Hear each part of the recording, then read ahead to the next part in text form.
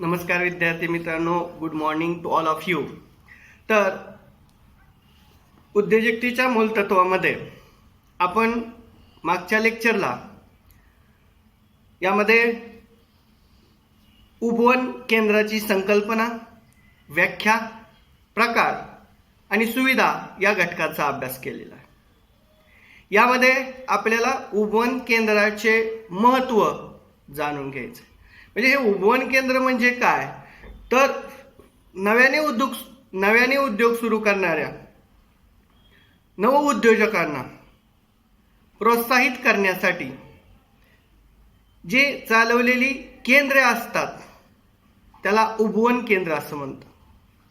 यामध्ये उपवन केंद्राचे महत्त्व पाहायचं झालं तर उपवन केंद्राचे महत्त्व प्रामुख्याने 11 महत्त्व आपल्याला या ठिकाणी सांगता येईल. एक म्हणजे उपक्रमाच्या स्थापनेसाठी मार्गदर्शन, वित्त पुरवठ्याबाबत सहाय्य, भागीदारी तत्वावर सुविधा, उपक्रमाची आर्थिक क्षमता, व्यवस्थापकीय मार्गदर्शन, व्यवसायाचा विकास, बाजारपेठेची उपलब्धता, तांत्रिक सहाय्य, व्यवसाय जाळ्यासाठी मदत, यशाची संधी आणि क्रियात्मक खर्चात बचत, अशा पद्धतीने उपवन केंद्राचे महत्त्व आपल्याला सांगता येतं. तर सर्वात पहिल्यांदा उपवन केंद्राच्या महत्त्वामध्ये उपक्रमाच्या स्थापनेसाठी मार्गदर्शन. तर विद्यार्थी मित्रांनो, जे प्रारंभिक व नवउद्योजकांना उपक्रम स्थापनेसाठी अनुभव नसतो, अशा वेळी उपवन केंद्राच्या उपक्रमाच्या स्थापनेसाठी सर्व प्रकारचे मार्गदर्शन व सहाय्य करते, प्रकल्प अहवाल तयार करते, उपक्रमासाठी स्थापनेसाठी विविध प्रकारच्या परवान्या मिळवून देते, विविध प्रकारचे परवाने, त्याचबरोबर नोंदणी प्रक्रिया, उपक्रमाच्या यंत्राची खरेदी, कच्च्या मालाचा पुरवठा, संभाव्य बाजारपेठ व उपक्रमासाठी वेगवेगळ्या प्रकारचे तज्ज्ञांचे मार्गदर्शन. या पद्धतीने उपक्रमाची स्थापना सुलभ होण्यासाठी उपवन केंद्र नवउद्योजकांना वेगवेगळ्या प्रकारची मदत करत असतात. म्हणजे उपक्रम स्थापनेसाठी मार्गदर्शन करणे हे उपवन केंद्राचं सगळ्यात महत्त्वाचं फायदे आपल्याला सांगता येईल. त्यानंतर वित्त पुरवठ्याबाबत सहाय्य. उपवन केंद्रामार्फत नवीन उद्योजकांना, नव्याने व्यवसाय सुरू करणाऱ्या उद्योजकांना वित्त संस्था व बँका पुरवठा करण्यास सहजासहजी तयार नसतात.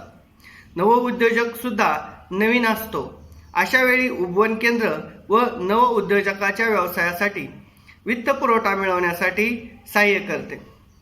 उपक्रमाच्या आर्थिक क्षमतेची हमी देणे, उपक्रमाची भविष्यातील लाभ क्षमता पटवून देणे, कर्जाच्या परतफेडीबाबत हमी देणे, कर्जासाठी जमीनदारी मिळवून देणे, कर्ज प्रस्तावाचा पाठपुरावा करणे इत्यादीबाबत वेगवेगळ्या प्रकारचे सहाय्य उपवन केंद्रामार्फत सक्रिय पद्धतीने केलं जातं. म्हणजे वित्त पुरवठ्याबाबत सहजासहजी नवउद्योजकांना वित्त पुरवठा देण्यासाठी कोण तयार होत नाही.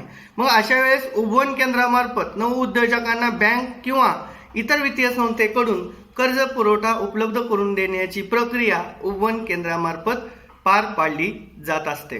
त्यानंतर विद्यार्थी मित्रांनो, पुढचं महत्त्व आहे भागीदारी तत्वावर सुविधा. उपवन केंद्र काही महत्त्वाच्या व आवश्यक सुविधा नवउद्योजकांना भागीदारी तत्वावर उपलब्ध करून देत असतात.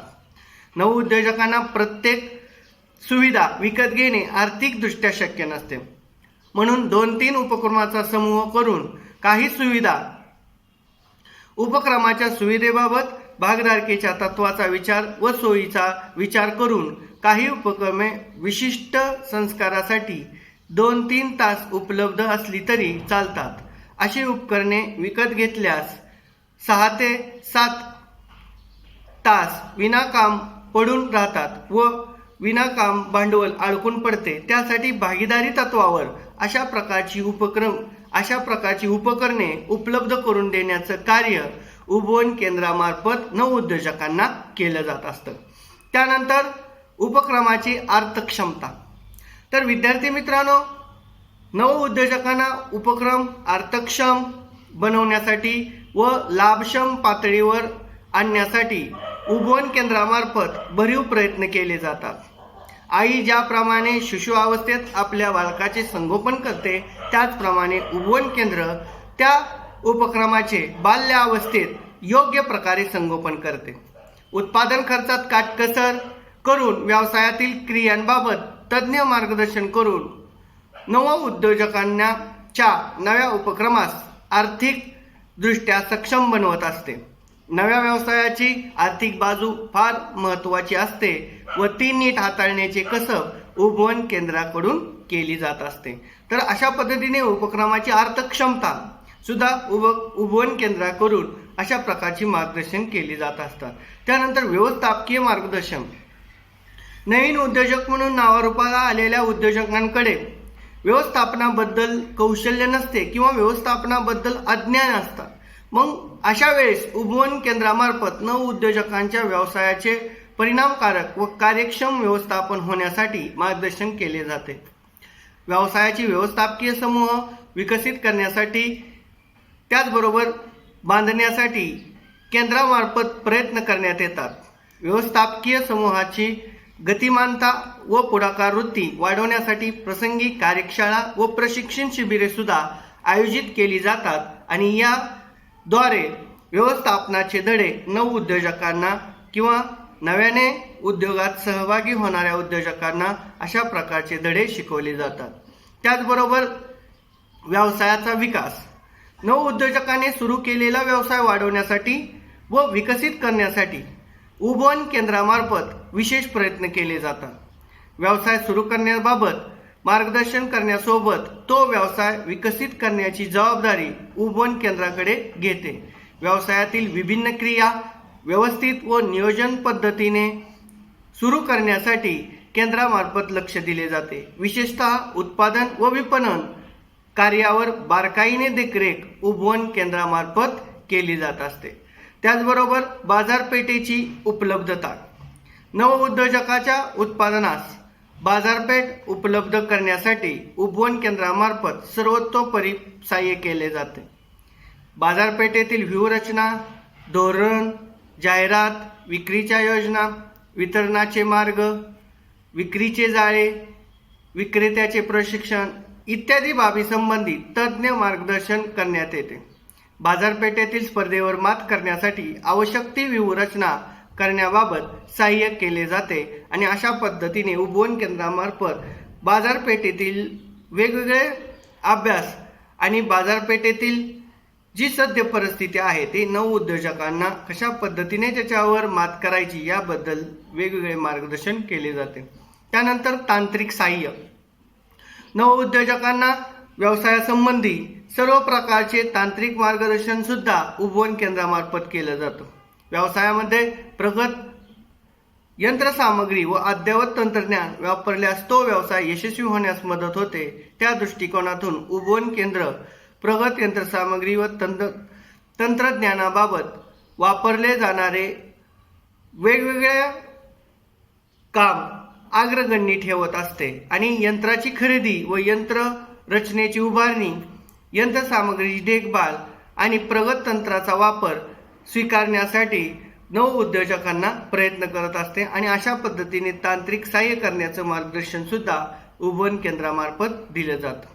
त्यानंतर व्यवसाय जाळ्यासाठी मदत. बऱ्याच वेळेला नवउद्योजकांना व्यवसायामध्ये कशा पद्धतीने व्यवसाय करावायचा याबद्दल मार्गदर्शन नसते. मग व्यवसायाच्या संपूर्ण जाळ्यांबाबत मदत करण्याचं काम उपवन केंद्रामार्फत केलं जातं आणि त्यानुसार व्यवसायाच्या संपूर्ण माहिती, व्यवसाय कशा पद्धतीने चालवला पाहिजे, व्यवसाय करत असताना कोणाकोणाबरोबर संपर्क येणार आहे, त्या सर्व जाळ्यांसाठी मदत करण्याचं काम हे उपवन केंद्रामार्फत केलं जातं. त्यानंतर यशाची संधी. उपवन केंद्रामार्फत नवउद्योजकांना आणि नव्याने व्यवसायात प्रवेश करणाऱ्या उद्योजकांना यशाची संधी मिळवून देण्याचे प्रयत्न केले जातात आणि अशा पद्धतीने यशाची संधी मिळवून दिल्यानंतर असे उद्योजक यशस्वी होऊन व्यवसायाचा आकार आणि व्यवसायाची प्रगती यामध्ये मोठ्या प्रमाणात वाढ करत असतात. त्यामुळे व्यवसायाचाही फायदा होतो आणि त्याचबरोबर त्यांचाही फायदा होतो. त्यामुळे उपवन केंद्रामार्फत यशाची संधी सुद्धा नवउद्योजकांना मिळवून दिली जाते. त्यानंतर क्रियात्मक खर्चात बचत.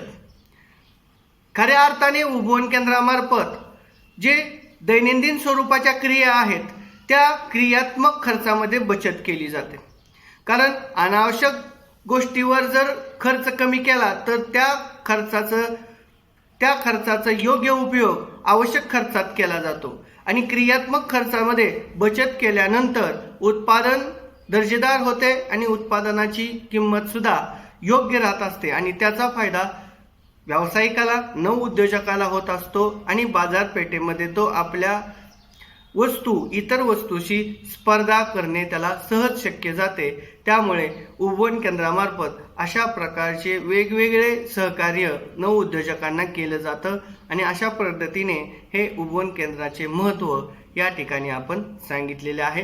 त्यानंतर पुढची मुद्रा योजना, पंतप्रधान मुद्रा योजना या घटकाचा आपण अभ्यास करणार आहोत. धन्यवाद.